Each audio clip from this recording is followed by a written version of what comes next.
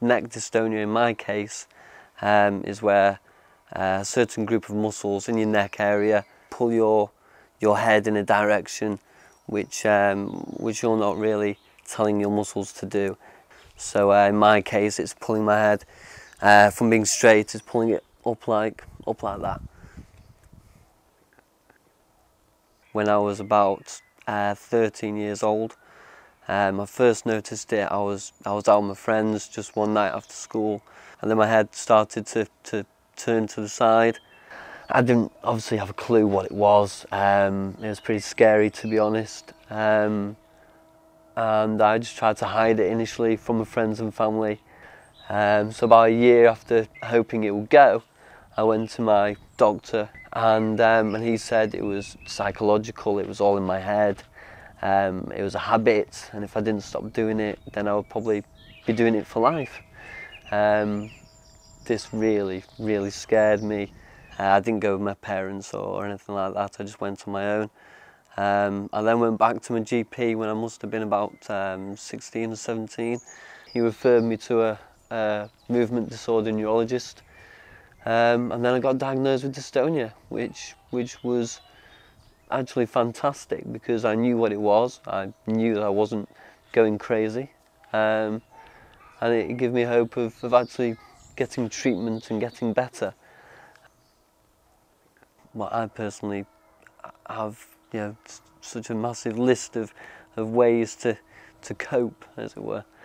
When you know, for example, the simplest of things, you know, walking up to people in the street when you meet friends, I will always tend to try and walk up so they are slightly to my right hand side. That makes it much easier for me to see them and to try and smile, you know, because there's something of walking down the street and looking in a straight line. It's one of the hardest things that I can do, because my head is always constantly, especially when I'm walking, my head's trying to turn to the right hand side. You know, at the dinner table, I was trying to sit on the left side. Everything really, I always aim to try and move over to the left, so I'm looking on my right. It makes things a lot easier for me. I think, well, I find ways to get around it, and it's mainly trying to hide it, if you know what I mean, and ways to minimise how people see it and just make life easier for you and less stressful.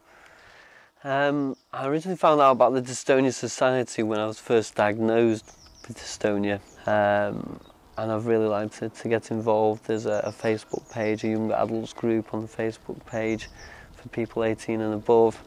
Yeah, you get to talk to other people that have this condition, and having this condition is really alienating, like it has been for myself.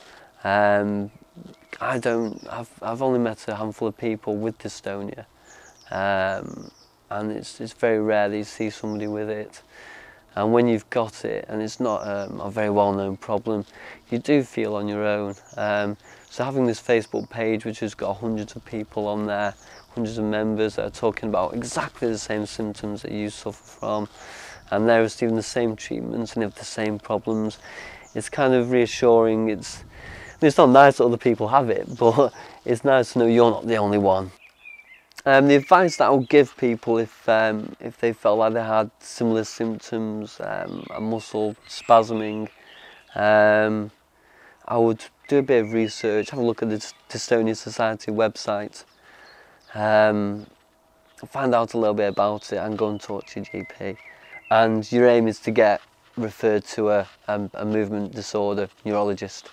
Up until that point, it's, in my case, well, I thought I had a major psychological problem, and I thought that I was going crazy, but this really isn't the case. This is something that has a diagnosis, it can be treated, and you know, it's not the end of the line for you.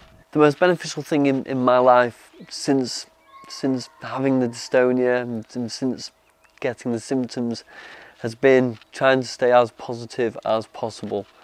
I found that when I was negative, thinking I can't do anything with my life, I've got this problem, and I'm going to be really restricted, and people are going to think I'm strange and I'm not going to get anywhere. But you know, I can, and you know, I will get somewhere in life. And you know, just try and be really positive about everything. You know, there's good things about, you know, every day that you can kind of focus on and grab hold of. And initially I found that I started with just those few things that were positive every day, and I built on that. And when you do all these things and you start to make headway, you start to feel better about yourself, and you start to feel more positive about life. Which is why I went to university and did a degree, and I'm running my own business. And these things, you know, are all possible. You know, I think I can do whatever I want and be whatever I want if I work hard enough towards it.